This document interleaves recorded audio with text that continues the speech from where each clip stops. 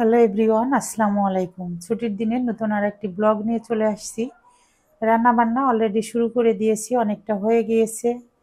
আর কি কি রান্না করলাম, কি কি রান্না করব, সব কিছু আপনাদের সাথে শেয়ার করব। সঙ্গে থাকেন আর দেখতে থাকেন আজকের ছুটির দিনের ব্লগটি। আশা করছি সব কিছু মিলিয়ে আপনাদের ভালো লাগবে।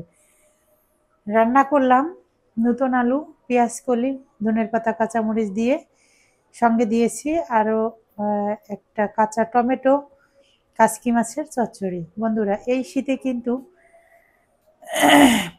এরকম ছোট মাছের এই যে নানা ধরনের সবজি দিয়ে চচ্চড়িটা খেতে অসাধারণ লাগে। আর আরও অনেক কিছুই রান্না হবে, সব কিছু আপনাদের দেখাবো। সঙ্গে থাকেন, চচ্চড়িটা আমি বেড়ে নেই।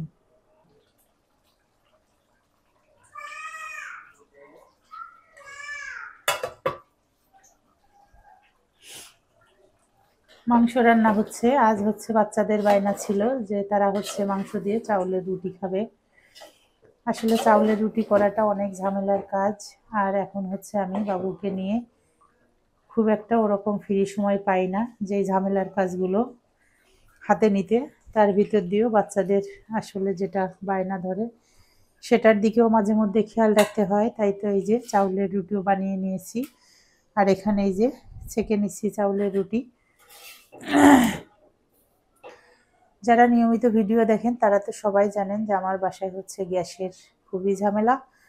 এই যে 2টা 2:30 বেজে যায়, তাও আসলে গ্যাস আসে না। আর রুটি সেঁকাটা যেহেতু দীর্ঘ সময়ের কাজ, এটা কিন্তু ইলেকট্রিক চুলায়ও করতে গেলে বেশ ঝামেলা বা ভয় করে।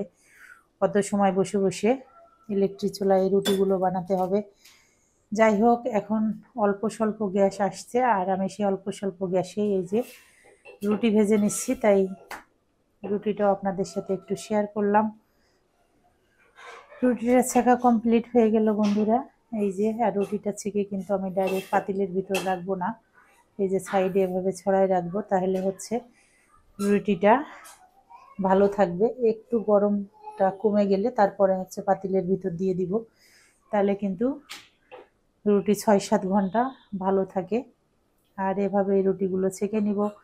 সঙ্গে তো দেখিয়ে দিলাম যে মাংস রান্না হচ্ছে, আর ছোট মাছের চচ্চড়ি করে নিয়েছি, সঙ্গে সবজি রান্না করেছি।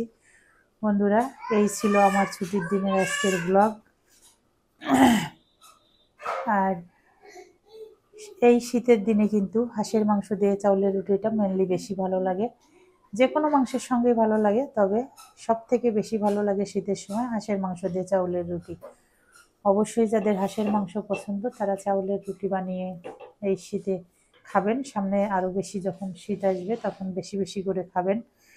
আমরাও ইনশাল্লাহ চেষ্টা করব হাঁসের মাংস রান্না করে চাউলের রুটি বানিয়ে খাওয়ার জন্য। বন্ধুরা, সবাই ভালো থাকেন, সুস্থ থাকেন। ভিডিওটা এখানেই শেষ করব।